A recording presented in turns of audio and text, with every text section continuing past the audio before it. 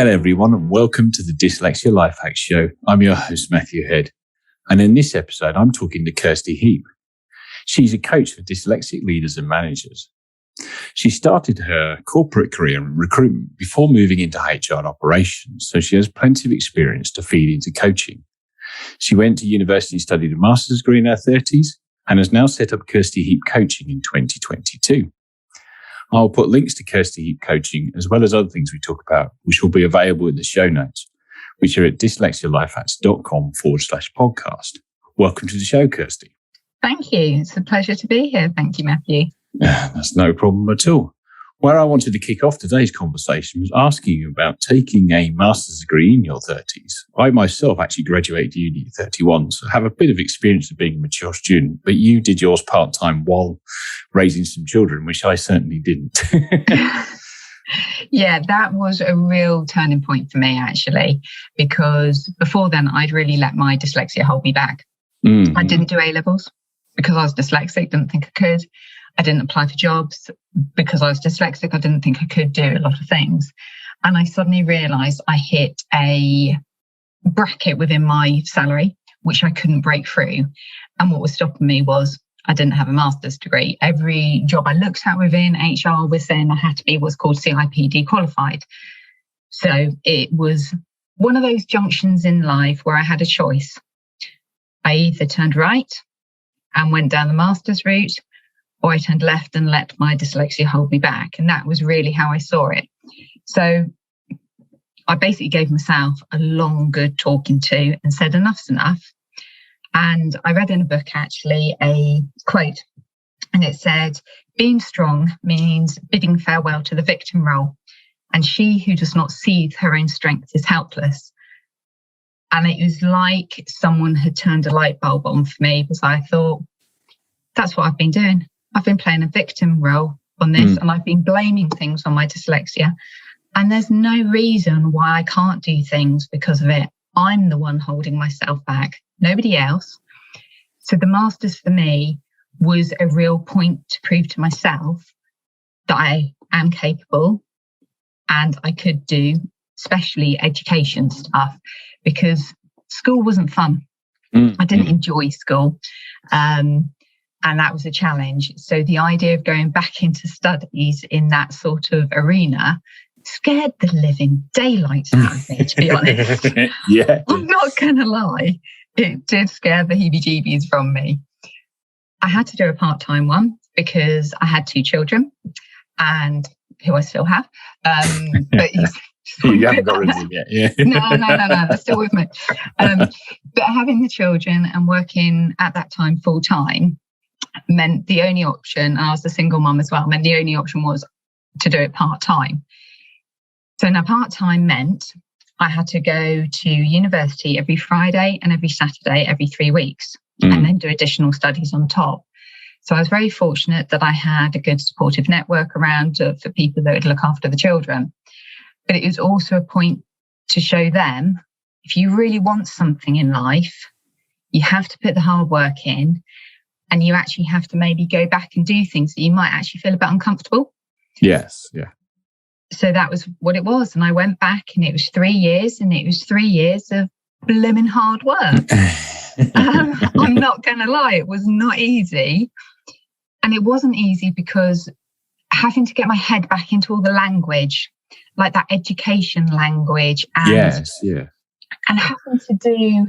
I can't think what the word is now. Referencing, the Harvard referencing. I've never done that. See, that was really tricky, but I passed all my exams first time. The house was literally littered with Post-it notes around there. And that's the way I revise and study.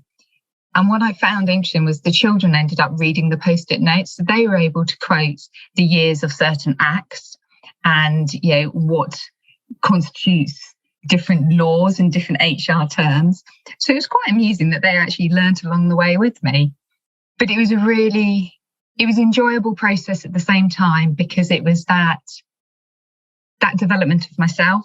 And that's what I was most proud of at the end, was not just passing it in a way was a minute thing now. It was bigger than that for me. It was the big challenge of, you've done this. You've proven to yourself that you're in control of your dyslexia. You're in control. You decide your destiny. You decide what you want to do. It doesn't control you. It never has. And whereas once it felt like a weight around my ankle, it actually felt like I'd cut that off and had started to embrace it in a way and understand it. And my son's dyslexic as well. Mm-hmm. So it's a kind of another poignant moment to him of showing him, without telling him, it doesn't make any difference. And I found that really interesting because he views his dyslexia in a totally different way to how I did when I was growing up. It doesn't faze him at all. It's never stopped him. Yeah. He's now at university studying quite happily. And, he hasn't let it hold him back how I did in my early years. Yeah. So you were saying about doing your masters, but you said you didn't really have any A-levels because your dyslexia held you back on that. Mm-hmm. What did you have to do any of them to get into university in the first place? So how did you manage to meet the sort of entry grades? Bit of a fluke, eh? So I did my GCSEs, got 5 Bs in that. Can I say both Bs in English language and English literature as well? Just want to add that in there. And I went to college and I did a GMVQ in leisure and tourism because it was all coursework based. Had no interest in leisure and tourism. I literally, absolutely none. I literally did it because it was coursework based, and I was told I would be better at coursework. And it's amazing. Yeah, and it's amazing the things you're told at school by other people that you just latch on to and believe. Yeah, yes. You're dyslexic, so you're going to find exams hard. You're dyslexic, so you will find coursework based easier because you won't have the time pressure. Oh, okay. And I would be like a nodding dog and just accepted what people told me. Yeah. So I did my GMVQ, and then when I got into recruitment, I did, must have been a few years in, I did I did a certificate in personnel practice, but I also really enjoyed my maths sides within recruitment.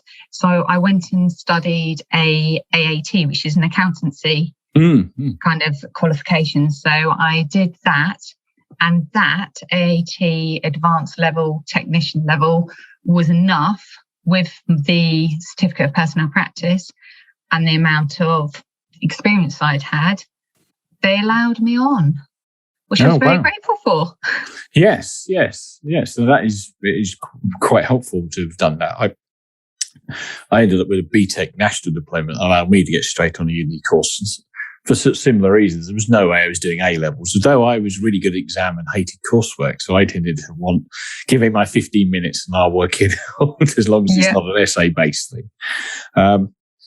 That's really interesting because I read somewhere in your profile that you got statement of dyslexia as a 7-year-old. Yes. So actually, that's one of the few people who've been on this podcast that's been statemented at an early age rather than in their teens or 20s when they're at university. How did that come about? What sort was it a teacher that noticed something in you? No, that was my mother. Okay. I was a chatty child, very chatty. I have older siblings who are 10 and 8 years older than me. So I learned lots of words that one shouldn't know at such a young age. But I was very chatty. But yet when it came to writing things down, I would be very limited. And my mum found that quite strange because she would say, right, tell me a story. You've got to write a piece about a story. And I would verbally tell her about this magnificent house with this door, and I'd go into detail. And then when I wrote it, it would be the girl walked to the door. Yes. Like, but that's not what you said. Yes. Yeah. I was like, no. And she's like, why aren't you writing what you've said? Oh, that's too many words and I don't know how to spell them and I don't want to. And I really pulled back. So she then realised there is very much a difference between what I was saying and what I could write. And I also started having a stutter, as well. And she went to school and said, I don't think, something's quite right. She's struggling. And I also, when people were sounding out words, cat is cat. And I'd go, character. It's never going to be cat to me. And I've never been able to understand. I think it's amazing how people can sound a word and then say the word. Mm-hmm. I really struggle with that. So hence my mum pushed at school and said, no, I really think something's kind of off kilter here. And basically she got me a private assessment that said, oh yeah, she's clearly dyslexic. And that was the kind of starting point. But I think because I was such a young age, I remember going into the assessment area and I remember sitting outside the room and my parents going in and talking about me, but not being able to hear anything and not really understanding what was going on. It was just this mumble of words. And I remember sitting there thinking, I want to run away. I want to run away because something's wrong with me. Because I knew I was getting a test because there was a problem. So to me, it was a problem and there was no cure. And I was told, you have something called dyslexia. And I was like, right, what's that? And, it's explained to me as you will struggle with your reading and your writing and other elements. And none of it made sense to me, to be honest. I was 7. How is it going to make sense? So all I took from it, it's a problem and there's no solution. And when I saw the word dyslexia, I'm sorry, but who made that word so blooming hard to spell? Come on. Yes. Yeah, it seems to be a bit of a running joke, doesn't it? Like, really? Yeah, it's just evil. Yeah. So I never actually knew that there were any positivity or positivity. I'm great at making up words and using the wrong words. That's one good thing with my dyslexia. I never knew about the positive side of it. So all the strengths that I now understand are my dyslexic strengths, I just thought were normal strengths. And I never realized they were because I was dyslexic and interlinked. So as a child, I wanted to get rid of my dyslexia. I hold my hands up to that. I wanted it gone. Yep. Wanted it gone. Didn't want it. Didn't want anything to do with it. So my way of dealing with that was to bury my head in the sand when it came to learning about it. Didn't want to hear. You want to talk about it? Don't want to know. I'll quite happily take all the extra time. I'll take that. And I'll take the different marking schedule. Oh, yeah, give me that. But understanding it, no. Yeah. And I had private lessons at school, which were really helpful in lots of ways, but they weren't helpful that they were done in lunchtime. So, that's helpful. Oh, dear. So all I want to do is run about with my mates. Yeah. I want to be the normal child. Yep. But oh no, I'm the special one that has to go to the extra English lessons and sit there and go through stuff and then be told, oh, you've got a reading age of whatever. Now run along back to your English lesson. You've got to be kidding me. Did you have any taken to one side with a teacher assistant during class lessons, or was it mostly just the lunchtime stuff? Just lunchtime. I was privately educated. We had no teaching assistants in the class. It was just one-on-one teacher. They weren't very equipped, shall I say, when it came to dealing with me. So clear example is you'd go and get your test results. They would write it up on the board, the names and your percentage and a nice line of where the pass mark was. Well, there's no point starting at the top. You might as well start at the bottom. Yeah. And we'll see where your name comes, Kirsty. Oh, look, there it is. Brilliant. Yes. And is it above or below the line? Below the line. Great. For everyone to see. I don't know what practice that is, but I don't understand a ritual humiliation is going to get you to do any better. No. And I think it was, I'm in my mid-40s now, so maybe it was just the time, but confidence annihilated with it. I'd be embarrassed about it. And then the comments may come by the teacher, oh, but you need to remember you're dyslexic. So, well done this time. Thanks. Yeah. Thank you very much. That's really helpful. Oh, God. Yeah. So, it's that classic thing, is that you watch a load of dyslexics cringe as somebody says, recount the story where you had to read something in class. Yes. Yeah, and that's when my hand would normally go up and go, I need the loo. You work out the strategies. It's going to come to you in 5 minutes. So if you go for the loo now, you might get out of it. Or I had a classroom with pillars in it, and I would move seats. So I was kind of just out of teacher eye line. So is anybody not read yet? Silly things like that. It's silly now, but at the time, I think similar to you, I just wanted to fit in. Like, I didn't want to be the person sat at the side, or the person that went out for an hour, and all this kind of stuff. No. Or sit there with colour filters on your books, or different pens, or bits of rubber around them for grip, and all this kind of stuff. So no. I want to be normal, whatever normal is. Exactly. I felt so. And that was the thing. I felt different within myself. Mm-hmm. But yet I wanted to be that grey person, the one that blended in. Totally opposite now. I don't want to blend in. I want to be me. Yes. It's a quote by Mark Twain, is it, be yourself because everybody else is already taken. Very good. I like that one. Or maybe wrongly attributed to Mark Twain, but we'll go with that one. Yeah, I like that. So obviously you had an ed psych assessment at 7, and I just want to tie a little bit of your master's degree into this. So did you get reassessed when you applied to your master's?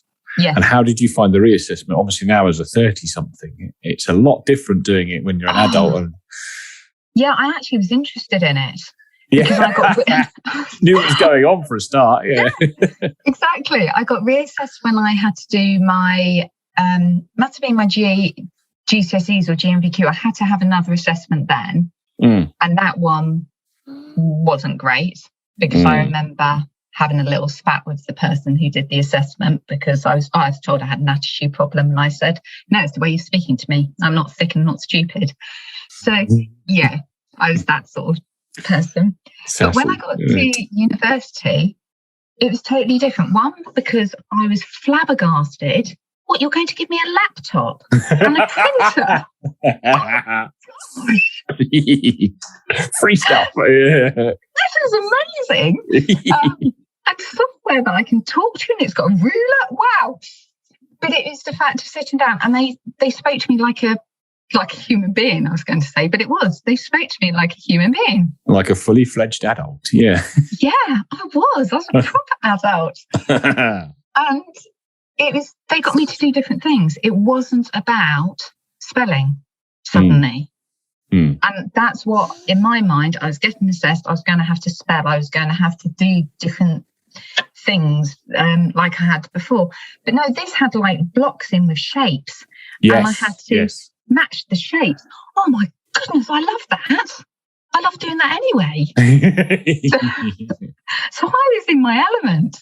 And I'm sure there was something word searchy wise or something like that. And I love that. And then there was a bit of kind of reading in colours, but it wasn't about that spelling element and that heavy duty spelling or the heavy duty reading.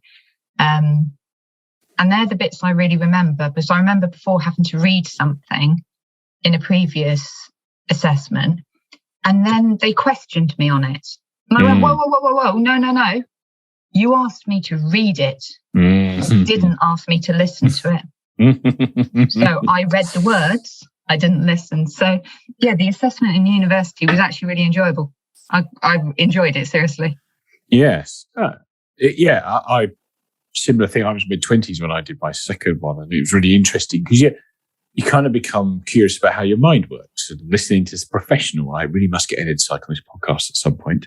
But listening to this professional of how it works and what this does. And I remember doing the shape thing as well as the reading passage, and reading the passage out loud wrong, but remembering all the information and all this kind of fun and sort of quirks like this, and just talking you through it. And it's great. And as you say, then you get the support at university, which clearly for yourself, like myself, was a laptop. What assistive technology did you have on that laptop? I had, so on the laptop, I had a ruler functionality. A ruler functionality. Yeah, a ruler functionality. So I could have my text up and I could have a ruler that then would follow down, because I quite often will skip words, lines. It would keep me kind of level. I had this is going a bit old school now, isn't it? I had a dictionary on there. So that was quite handy. I had Dragon, kind of like a Dragon Speak. I can't remember whether it was Dragon Speak or not. So I had that on there.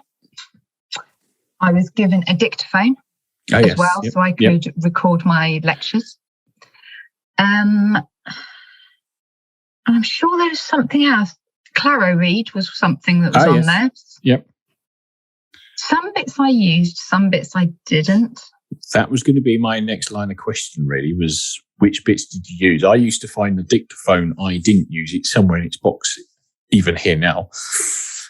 Because sitting in front of a lecture with the dictaphone in front felt really kind of like you. But I know lots of guests on this podcast who loved it. Yeah. So, okay, let's start on the dictaphone then. The dictaphone I did use for lectures and recording in certain instances, and I sometimes listened back to them. But what I found more helpful was using them for revision. But I never listened back to my revision notes, but I recorded them onto the dictaphone, which even to this day sounds weird, but it's because I would use little cards, like record cards, like the key cards, write my notes on. Yeah. And then I would read them out onto the dictaphone. And I think because I was so worried about my pronunciation of the words that I actually started retaining it. So I never listened back to the recordings, but what I found was by doing that, I was retaining the information. Yes, that kind of. Do you find it now, actually? I do this with practicing speeches and talks and stuff, so best man speeches, or when I've done stuff at shows, that I need to have the thing nailed verbally by talking out loud to the room I'm in over and over again. And then I'll record one of the last ones and play the recording back and bullet point stuff just to catch me if I get lost.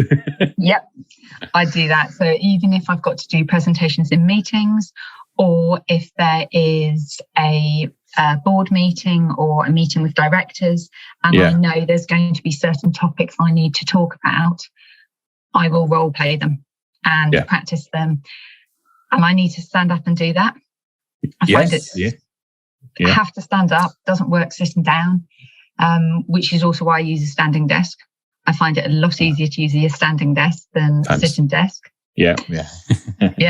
And so I do a lot of role play when it comes to things like that.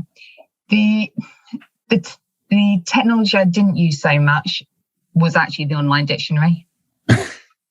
Because I know it sounds probably really daft, but one, asking friends how to spell something is a lot quicker than me trying to look it up. Yep. And because it wasn't a dictionary where you could spell into it how you would think, you had to kind of get at least a few letters right.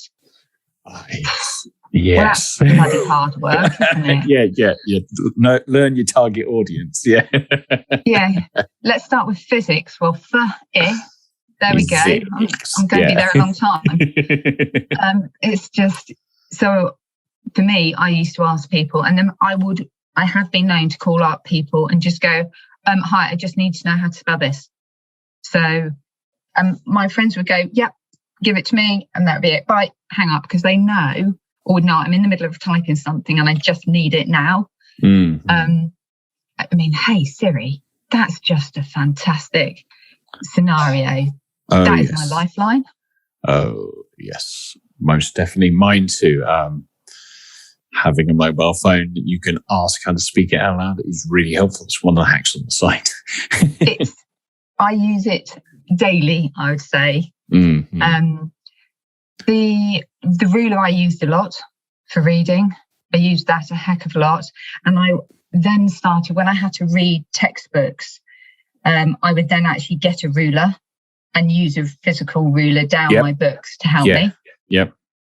So that was so kind of having something electronic that I then put it into the more practical use, and I still do that now. Dragon Speak I used. Yes. I used that a lot. And once it kind of got used to my voice, that was really helpful. I think looking back with uni, the one thing I wish that my kind of lecturer tutor hadn't said to me, so when I got to my dissertation, she said, just write. And I said, yeah, but I can't even remember now what the word count was. I think it's 10 or 15,000 words. She went, just write, you'll be fine. 25,000 words later, I'm then told I've got to cut down on my words. Don't tell me just to write, because I can now just write. Yes, yeah, because I bet you just stood up with the headset on for Dragon and chatted away and let it catch up with it. Yeah, exactly. And because I would say the same thing maybe 2 or 3 times, but in a slightly different way. Yeah. Or I would add in extra words that you don't need, which I still do. The amount of times I still do that, and I look back on an email, I verbally do it, look back and go, you can get rid of that and that then. You don't need it. It's my favourite one to Dragon tends to be where you said new line and it hasn't picked up that you mean do a new line, and it just says new line, stop, comma in the middle of the sentence. I've had that where I've kind of tried to do, I've gone pound sign and then numbers, and it's like, no, okay. So it's fine. It's not in my brain, is it? So it can't understand me perfectly. No, it cannot. One day. Yeah, exactly. One thing I thought was really interesting, I was sort of seeing you did your degree part-time while juggling your job and raising kids. One of my assumptions when I went to uni in my late 20s is there's no way I'd be able to do this part-time, dyslexia and all that. But you clearly did. So how did you juggle all that as well as give yourself enough space to get the work done? Discipline, persistence, stubbornness, and determination. Right. I was not going to fail. That was not an option. And I wanted it. I really wanted it. So that was the real driving force. And I love to be organised, and I love a schedule, and I love a timetable. And it was a case, I mean, even my kids now, well, I've asked them, what does the word dissertation mean to you? And they both shuddered. And I was like, ouch. And they went, yeah, Mum, we do remember you kind of over breakfast, maybe raising my voice a little bit to ask them to be quiet, because I was trying to write a dissertation, don't they know? And they just need to be quiet. Because I would try and get up earlier before they were up, so then I could have quiet. I find trying to write, especially things like dissertations or trying to focus on things, very difficult if there's other noises. Open plan offices, no, I find them really hard. So I needed it to be quiet. So that meant it was either before they were up or when they were in bed. And they actually learnt, because I'm trying to think how old they were when, so I started it in 2009. So one of them was 9 and one of them was 5 when I started it. And so they were still pretty young. So they were kind of going to bed at a reasonable hour. But at the same time, we would all sit down and do our homework together. Okay. Mummy's doing her work. You're sitting there doing your homework. But I would try and do bits that then meant I could interact with them as well. So if one of them needed, an answer question, would ask me a question, I could give that to them without it taking away too much from what I was doing. So maybe I'd be reading while they would be doing their homework. But I wanted them to understand that you can always learn. You end school and you stop learning. Life is about learning. That's the way I feel we grow and develop.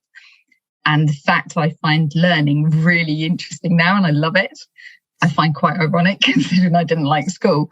It's great when you put yourself in the right environment, isn't it? Yeah. and there had to be silence. So it was just scheduling.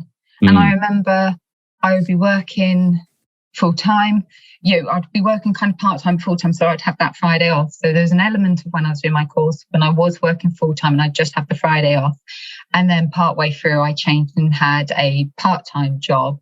So I was working kind of more school hours, like 9 till 3:30 instead of 8 till 5. But when I was working 8 till 5, I remember picking them up from the childminder at 6 o'clock, getting home. The childminder would have fed them, which was very kind of her. And I would literally bath them, put them to bed, and I would open my books. And I'd work till midnight. The alarm clock would go off at 5, and we'd start the day again. And I did that for a year and a half of it. And it was a 3-year course. Yes. What was your job at the time? I was in recruitment.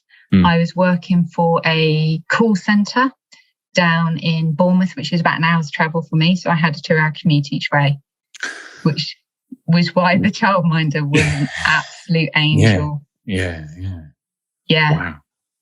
And you find it all right working till the middle of the night? Because I find I get worse from about 10 o'clock onwards.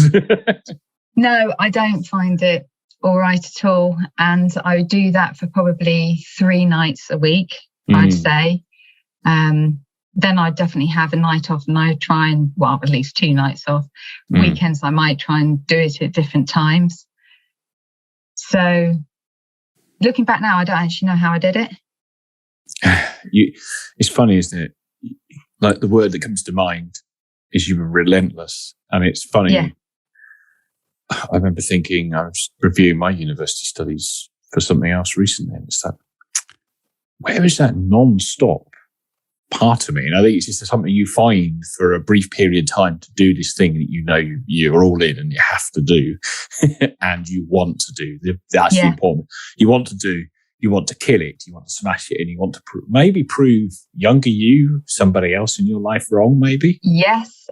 There is a long list of people I wanted to prove. There was definitely people I wanted to prove to old bosses I'd worked with. I needed to, actually. It's not I wanted to. I needed to prove it to me more than them.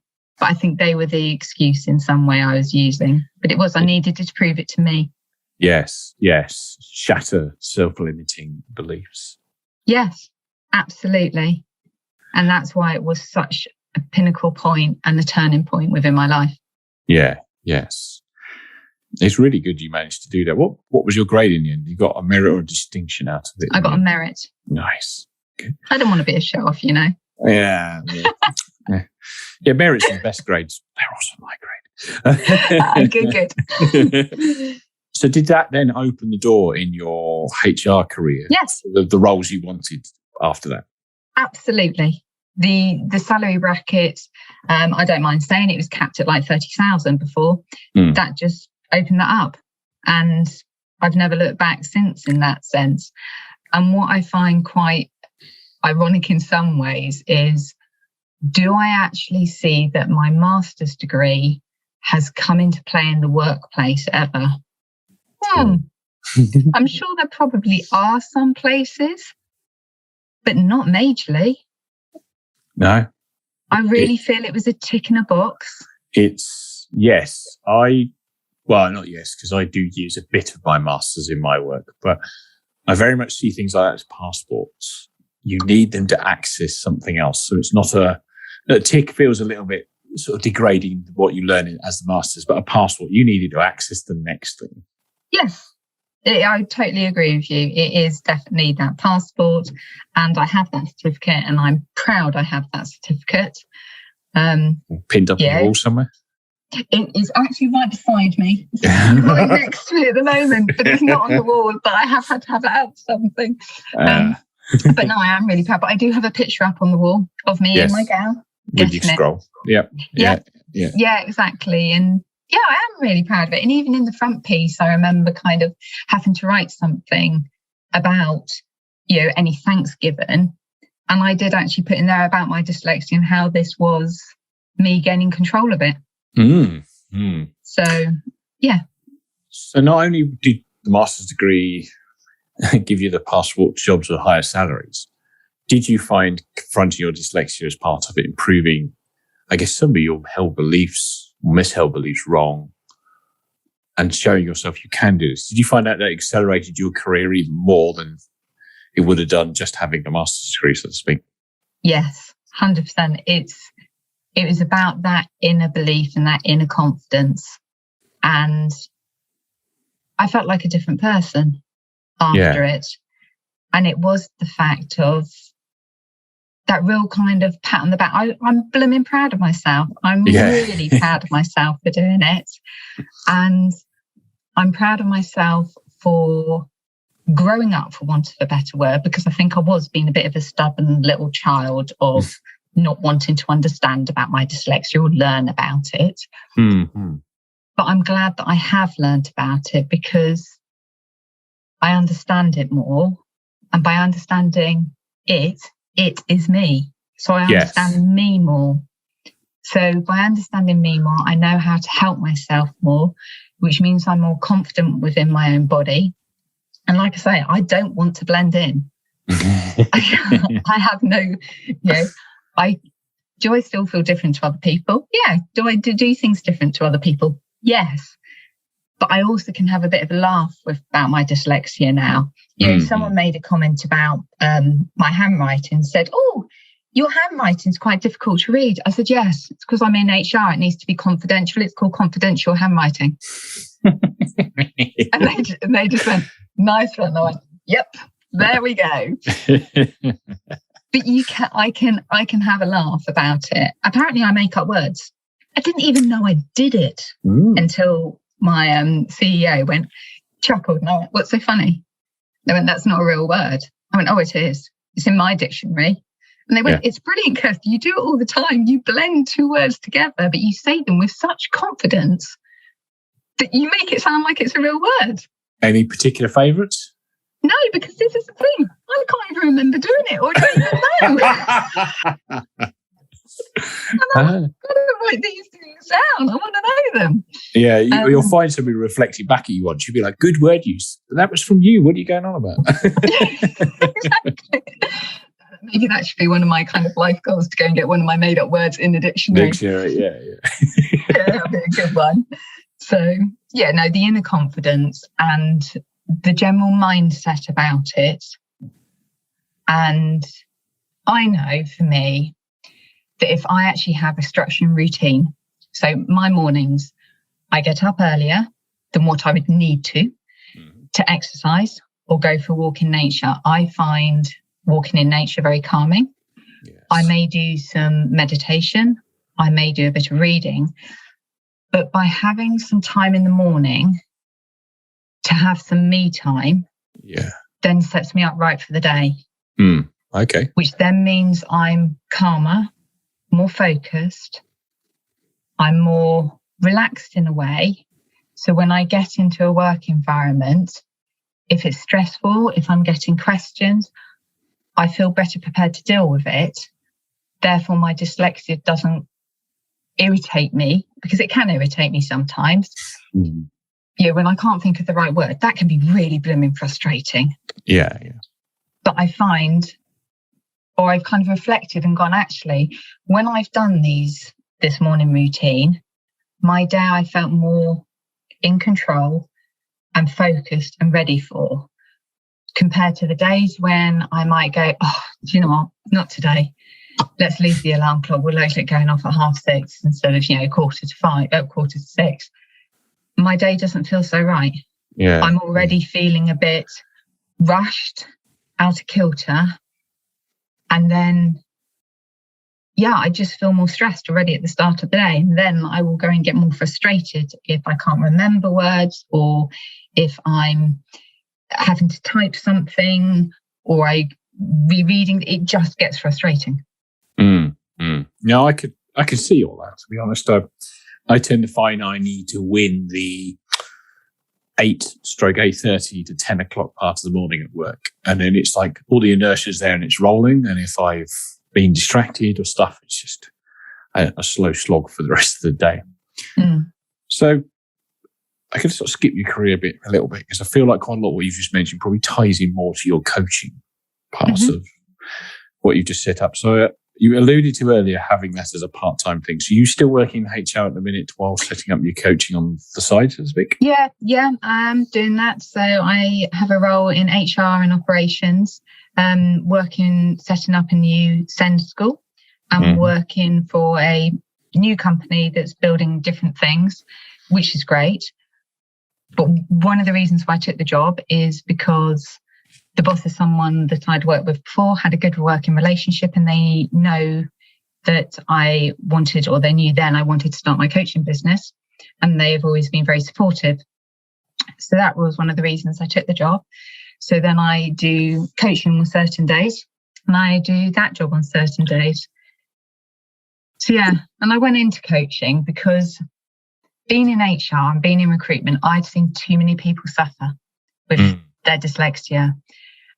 I'd seen too many people, like, to be honest, the younger me, not disclosing it to their employer, not understanding it, battling against it, or getting into a new role, whether it be becoming a manager, but having no idea how to manage people. Why would they? They'd never had any training, and nobody actually helping and supporting them. And that's where I was like, actually, the bits of my HR role I really enjoy are performance development. And I realised I'd been doing a lot of coaching within my HR role with different departments and different people. And that's where I was like, right, I actually want now to really get my dyslexia to work for me, and I want to help other people with them. I don't want anyone suffering in silence. That's quite interesting. So I'm going to jump around probably a bit between the HR role and the coaching, because it feels like they're very interlinked, and I've got loads to ask. So trying to pin a question. But first of all, let's go with dyslexia as a HR professional. It feels like that would be a department within an organisation that are turned more onto neurodiversity, or it's the department that finds it first. So was that your experience, or am I completely barking up the wrong tree? I would find that lots of people expected me, being in HR, not to have dyslexia because of the documents I might need to write or do. I found that certain companies were more open to it, but I also found a lot of lip service being given to it. And what I mean by that is, oh, yeah, okay, that's great. Fab, thanks for letting us know. Brilliant. Full stop.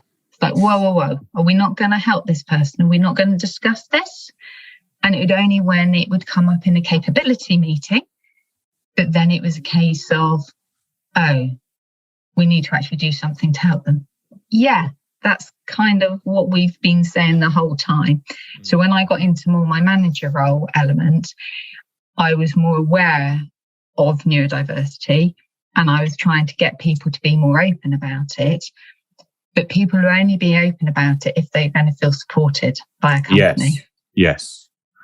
And that's very much their corporate culture as a whole, rather than just the HR function, isn't it? Yeah. And that's an area with my coaching that I'm actually really wanting to explore at the moment, and try and link in with companies and say, look, you want to say you want to be open, have me in as a confidential person, as a third party that employees can contact, share with me that they've got neurodiversity, they want that support, talk through, we can discuss strategies, but I won't tell the company who they are. I will tell the company, I had 3 calls this month from, and depending on the size of the department, I might share that. But to try and get that company to understand that people, they do have neurodiverse people, but they're not feeling comfortable sharing that at the moment. So the company then can try and work on their internal culture to make people feel more comfortable about sharing it. Yeah, definitely. I think it is something. It's a tricky one, isn't it? Getting the internal culture is something that moves more like an oil tanker, doesn't it, rather than an agile thing. And what sort of industries were you involved in, out of curiosity? Education, mainly schools. Okay. And one thing I found from becoming a senior leader was I took the decision to put on my email that I was apparently dyslexic. And I found that a real turning point. And I did that because, one, I wanted to show everybody else that it is okay to be open and honest. And that was why I did it, was to try and encourage them. But I also did it to pre-warn people that sometimes there might be a spelling mistake in my emails. So It's a bit like a caveat to cover my backside. Yes. I've started seeing that more and more. Like, I reach out to a few people via email to do with the website and podcast, and I'm starting to see that email signature creep in a lot more often now. Yeah, I got it as an idea out of the bigger picture book of Amazing Dyslexics. And there was someone in there that had put it, and I thought, I love that idea. And actually being in HR, that would be great to actually be that forward thinking, sharing, and, you know, it's got to come from top down. It does indeed. It does. It does need, as you say, like you get a lot of people who've got all that and are proudly autistic or whatever on the bottom of their email signature, and everybody just looks at, okay, cool. And then, that's why that word is that word. Yeah. But maybe they mean this word. I'll phone them and check. Yeah, and I have made, I get other people to proofread my work, and that's fine. I don't have a problem with that. I wrote a letter and it was about mediation. I changed the word to medication halfway through the letter. Now, you need medication, to survive the mediation. Yeah. And I spelt it right. So the spell check didn't pick it up.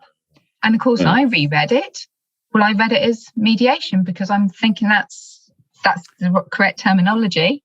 Yeah, you get snow blindness to it, don't you? Yeah. It's just like you read the word you think it says. Yeah. Exactly. So my proofreader came back and went, do you know, I think they could both do with medication, but I think you mean mediation the whole way through. I was like, and that's why you proofread the letters before they go out. Yep. Yeah. I've done the same. I'm talking about spare parts and put spares in for everything. And they come back, it's like, do we need spares? Well, I'd take some spares, but spares are optional if you want to fend off the fishing and also at this particular point. Yeah, exactly. So it feels like the coaching and your HR job very much go hand in hand. Very interchangeable with each other. What sort of dyslexic strength do you feel comes to your HR role and your coaching? What does that add? How does that benefit you? The creativity and the alternate thinking, I could see sort of coming out during our conversation. For me, it's problem-solving skills is one that is kind of high on my thing. And just communication and personal interaction and understanding people. And I seem to be able to build relationships with people quickly and gain trust. And I think it's the reasoning skills as well. And I think that has come into play in both roles a lot. But I think also it's the communication, it's that listening. Yes, yeah. I love listening to people, despite doing lots of talking now. Making my life easier. But I'm curious and I'm inquisitive. Yeah. So that questioning that comes from being a coach is something that is a natural instinct. I want to know more. Mm-hmm. And I know no two people are the same. But if person A come to you for coaching or even come to you via HR role, what is the sort of process you tend to walk them through initially?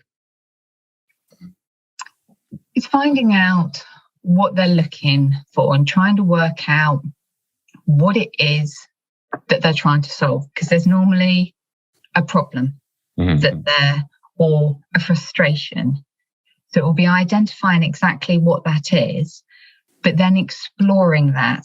Because not always is what they think, what they present or come with may not actually be what the hidden issue is.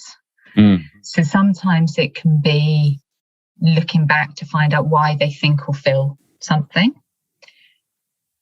Other times it will be talking through those strategies, and it will be a lot of questioning by me for them to actually work out what it is they're wanting and how they can help themselves.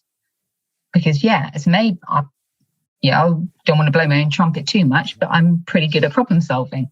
But I'm not here to solve the other person's problem as a coach. That's not as powerful.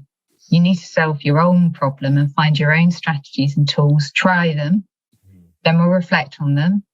We'll discuss them again. And I will maybe give suggestions or help if someone's really struggling in an area. But that's for them to work out their own problem. That's the power. Yeah, you kind of talk it through and I guess sort of guide them, but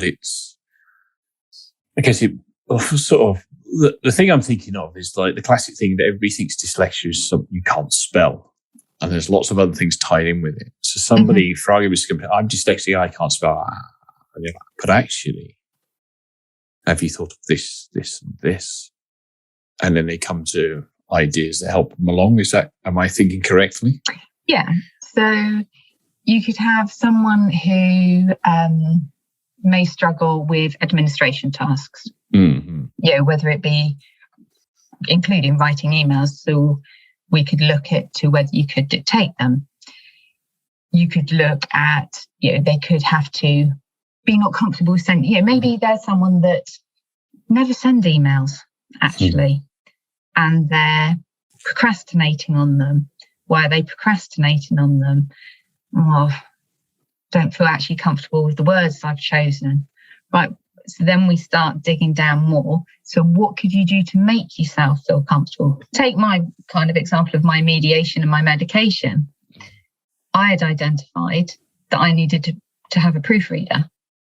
So I've had people kind of go, actually, if I got so-and-so to read it, or someone's come up, I'll just use the functionality on the computer for it to read it back to me. Yes. Yeah. And some of it can be just coming up with really simple strategies. Other times it can be me throwing an idea and saying, have you thought about, you've got this wonderful checklist that's on a piece of paper in front of you, but have you thought about putting that onto like a Excel spreadsheet and using it as an electronic form? Because, they've been conscious about the amount of paper they're wasting. And actually, then if paper gets lost, they've lost a piece of paper, the GDPR side of things. And once it's lost, it's forgotten about. So then I might give a suggestion about an Excel spreadsheet, and then they'll go, yes, I could do this, and I could. So then it's developed from there. Okay. Yeah, I could see that. And I get the feeling quite a lot of it. That's kind of very practical, tactical solutions or hacks.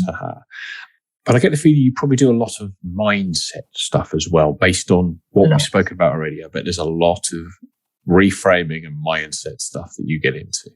Yeah. And I know that's kind of difficult to talk about without a specific case study, but what sort of things do you find? Because your particular coaching is aimed at leaders and managers, I've seen on your website. What particular mindset thing do you find are more of a problem with a dyslexic leader or manager? Around that confidence of being able to do things, I'd say that is one of the main areas. And them still feeling that their dyslexia is holding them back in some way. Sometimes it's actually they haven't shared their dyslexia with their department. So we'll explore why not.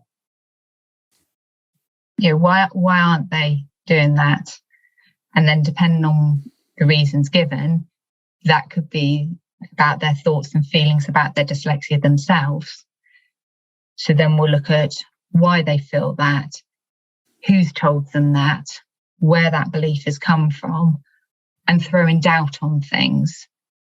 I've had people say, I can't write reports. Really? You can't write reports. How did you, and then you kind of talk through, have you never written a report? Well, yes, I did a college or at uni, or I did even in my previous job. Okay. So you can write reports. Oh yeah, but the last one I did got pulled apart. Okay, so the last one you did, so then you start examining, looking at it like that and trying to throw doubt and counter-argue where that commentary has come from in one's head.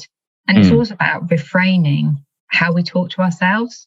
We can be so cruel to ourselves and horrible to ourselves in how we talk to ourselves. And that's not helping us. And you wouldn't maybe say that to your best friend or your partner or a family member. And I know it seems silly, but some of it can be that simple of you wouldn't talk to someone else like that. So why is it okay to talk to yourself? Yes, I heard a really good quote somewhere, and it's treat yourself like somebody you are responsible for caring for. Yeah. And it is about loving yourself and having that respect for yourself. And, we don't need to beat ourselves up with a stick. No, no. We really don't. So it's about changing that terminology within our heads on how we speak to ourselves and trying to throw a positive light onto it. Do you find most of your clients are new into leadership and management roles? Have they just recently promoted, or have they still got dyslexia holding them back, even though they've been a manager for 10 years and got quite a lot of evidence to the contrary that they can do the job? Yeah, it seems to be a mix. And I think with people that are new to management, it's more about having that fear of actually how do you manage people, and are you going to get found out? This found out and this impostor syndrome that crops up all the time. That is there, I'd say, throughout every kind of bit. There's always seems to be a bit of imposter syndrome there. And I think it also depends on when the person finds out they're dyslexic. So if they've been in a manager's role for a while, then they find out they're dyslexic. It's like, oh, okay. What's all this? Is this a reason? And it's trying to make sure they understand that and they, deal with that, however their feelings are. Some people find out and they're like, oh, yes, that makes sense. Yes. Brilliant. Yeah. Whereas other people, it's scary. It can be scary and it can really knock them again. Yes, I imagine it. Yeah, having found out at 6, I've never had that late find out moment, but I've always thought it'd be like, aha, that's that. But I hadn't thought of it from the other side where it'd be so, I've got this. But you were the same person you were yesterday. You've just seen an education psychologist today. Yeah. And you've now, for some people, I now got a label.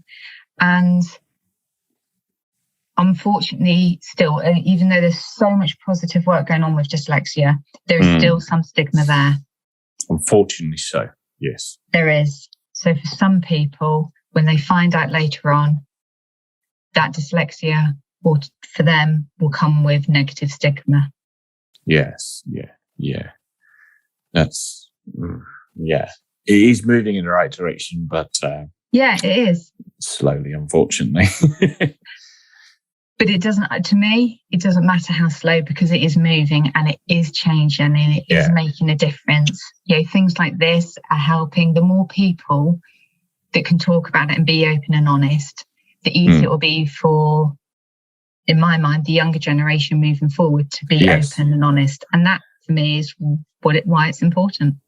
Yes. I just want to flip the sort of script on its head with talking to clients and leaders and managers. Mm-hmm. I don't know if you're guilty of this, but I certainly am. That stuff that's it's just what I do. It's actually a dyslexic strength that I'm completely blind to the fact it's a dyslexic strength. And I'm like, well, I just do it. It's just done and it's done. What's the problem? Let's get on with it. How have you found with that getting people to realize that as well? That actually, yes, we spoke about some of the deficit thinking and so how people can see stuff as deficit, or dealing with tips and tricks to help with, say, spelling for argument's sake, but actually making people realize the positive side of dyslexia, what that can bring, and actually some of this stuff that you just do, realizing that other people can't necessarily just do it, and that's a very unique talent you have. How are you finding teasing that out of people? That I love. Yes, because it is like, I can imagine. It's like a little light bulb moment, and it's that realization of, wow, no, not everyone can do that. No, not everyone can do that. Not everyone will have that creative side to them, or will be able to do that big picture thinking, whatever it is. And it's that, I think, is the strength of dyslexia, and making people realize that is really, really key. And I think so much more work needs to be done on that at a younger age when the diagnosis is occurring. So then you're given the strengths with the positives and you can work on them. And they need to be highlighted. Yes. I didn't know my own. I had to have other people point them out to me. Yeah. What are yours then? Yeah. Mine are my problem kind of solving skills. I have such a vivid imagination. It's brilliant, but wow, it can be scary at the same time. I'd love to kind of like plug it in and download. So I think there'd be some amazing films up there. But yeah, my creativity to the kids when they were younger, I wouldn't read them stories because reading stories was hard work and painful, and I would read in a monotone voice to them, which they found a bit boring. Yeah. So I would make up stories. So we would go to bed, turn the light off, which meant the light was off, so it was a calmer, darker environment for them. And I would just make up stories. And I would normally try and link them in with if there'd been something happening at school that day for them, or if I knew they were struggling on something, I would try and link it in with that. And they still now will say, "Oh, I used to love your stories." And they would have friends over for kind of sleepover, and I would just tell these stories, and they found them brilliant. But for me, it's just something I did. It was easy. And I thought lots of parents could do that. Apparently not. Yeah, I can see that. Yeah, sat around a parent meeting, and I tell my kids, "You do what? How long does it take you to think of them?" On the spot. Yeah, I just make them up as I go along. I mean, I remember writing in the book, "Please don't send my child back with dinosaur books to read," because I couldn't read the name of the dinosaurs in primary school. So I was like, "I'm really sorry, I can't do those ones." So I'd get them to read, but it got to a certain age where actually I was no good reading with them because I wouldn't know if they were saying the word wrong or not.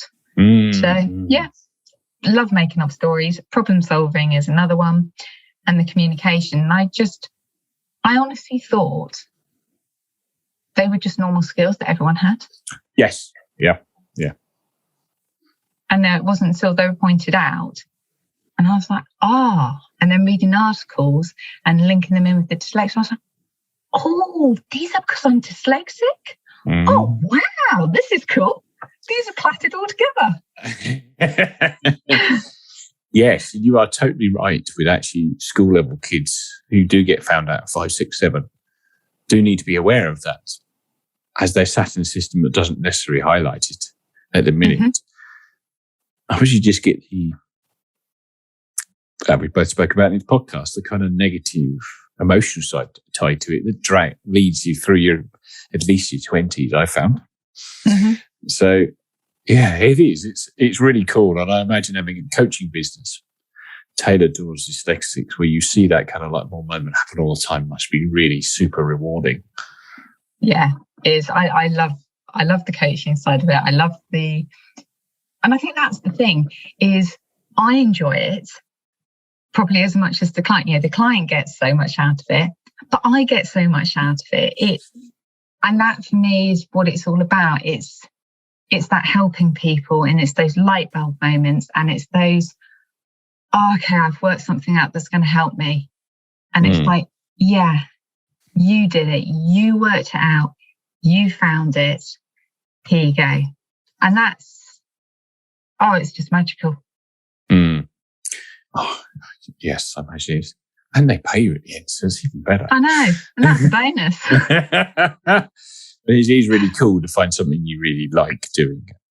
And it is. Support yourself out off the back of it as well. Yeah. Oh, it is. It's absolutely brilliant. And yeah, I've even found my son who's dyslexic, he's worked out now sometimes when we have a coaching call, which is a more, Mum, I'm just calling to have a chat about, and I'm like, here we go. Yes. But he's learned that actually I'm not going to give him the answers. No. But he's realised how empowering it is for himself when we do that. So I do it for the other children that aren't dyslexic as well. It's just, I just love that coaching side of it. Just absolutely love it. Well, great. I'm glad you've now set up a business that you can indulge in that passion even more. And hopefully you're gaining more clients at the time, because the business can't be that old, can it, being set up this year? No, it can't. And I think that's the thing is, I've realised I'd been doing coaching so much within my HR role. And because I was operations manager as well, I looked after so many different departments. So I looked after the estates department, the IT department, the HR department. I was managing lots of different people. So I realised I was actually coaching lots of department leaders as well. That's when I realised, actually, this is what I really enjoy as a manager. I was really enjoying that. And then I was like, actually, I could make and turn this. And it was by having one of those department leads that was dyslexic. And they felt confident to share to me, which they hadn't done before, having me as their manager and coaching them, and actually coaching them up and out of the business to a higher level. That's when I was like, I know what I want to do. I want to focus on dyslexic people. That's where my passion is. Oh, brilliant. Excellent. Well, cool. So I'm going to start bringing this podcast to a close. And I asked 3 questions that all the guests have been on the podcast. So I've asked these 27 times already. Wow. Where's it all gone? So they are rapid fire questions from me. They don't need rapid fire answers from you, though. So let's start with question number 1. What prejudice did you have about dyslexia that has been proven wrong? I thought I was thick and stupid as a child. And I overheard people saying that I was, but I know damn right I'm not. And I've proven that to myself. And I also thought the dyslexia would cap my abilities. And that's bloody rubbish. Not just like lighting the firework under it and blowing the lid off that one. And that was the university thing did that for you, did it? Yeah, yes. It was. Yeah. And it's been, don't get me wrong, it's brilliant to hear about lots of famous people being dyslexic. That's great. But for me, it's more about hearing the other people in amongst organisations that are like me. Yes. That's where I find it more appealing. The driving force behind setting this podcast up is what you've just described. Because it's a big disconnect, isn't it? Like, yes, but what about the engineers or the HR professionals, or the accountants or the lawyers, the people who are just in organisations who are thriving and dyslexic as well? Yeah. Okay, question number 2. If an alien landed and asked you to describe dyslexia to them, what would you tell them? Oh, wow. That's a good one. I like that one. The first thing that comes to my mind is a box of joy and mystery. Interesting. but I don't know why. So why would I say that? Because I think it is a box of all different things. It is a box of joy because you can have fun with it and there's some real strengths with it. Mm. There are some frustrations with it, and I'm not going to lie and say there aren't, because there are.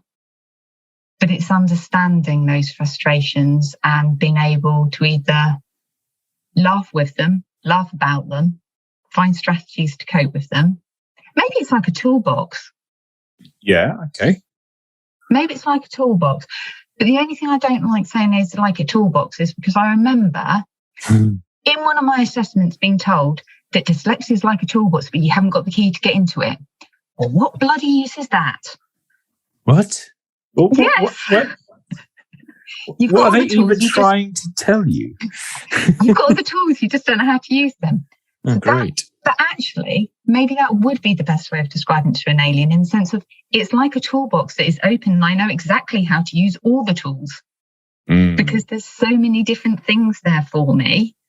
But some tools I'm going to struggle to use more because some nuts may be more difficult to get off with a wrench than a spanner. Some tools you just need slightly different training on. Yes. And it all depends where you hold the hammer. Or the size of it. Exactly. Cool. And the final question from me on this podcast, and seeing as this is the Dyslexia Life Hacks Show, what is your favourite dyslexia life hack? It's got to be Hey Siri, really, in that sense. That is my... Oh, I love it. It's my best friend. Yeah, it's got to be. I want to say Hey Siri is hack number 1 on the website. I'm sure it's the very first one I put on there. It's got to be that, and just all the fun, having reminders on my phone. I live by my reminders, and that's absolutely, that's golden to me, having my reminders on there. Yes, it's a very good tool, a modern mobile phone for keeping everything in tow. Yeah, and what I find is if I put a reminder in, 9 out of 10 times, I remember the reminder anyway, if that makes sense. So it goes off and I'm like, oh yeah, I know about that reminder. I've already done it. Or I know. More of a safety net. Absolutely. But safety net's really important. Yes, safety net, most definitely. Okay. Before we sign off, is there anything you'd like to add or tell people where they can find you, particularly your coaching business, if they want to come talk to you? You can find me at kirstyheap.com. I'm on Facebook as well and Instagram. So you'll be able to find me on there. And if anyone actually just wants to reach out and just have a chat about how they're finding it and their dyslexia, I do free kind of discovery calls to start with. So reach out and have a chat. Okay. Well, I will drop them links in the show notes as well. And I want to thank you for taking the time to talk to me today. Thank you. No, it's been a pleasure. Thank you very much. Yeah, it's been really good fun and quite interesting hearing your story, and particularly your university days. And I want to thank everybody else for taking the time to listen, and I will see you lot in the next episode. Goodbye for now.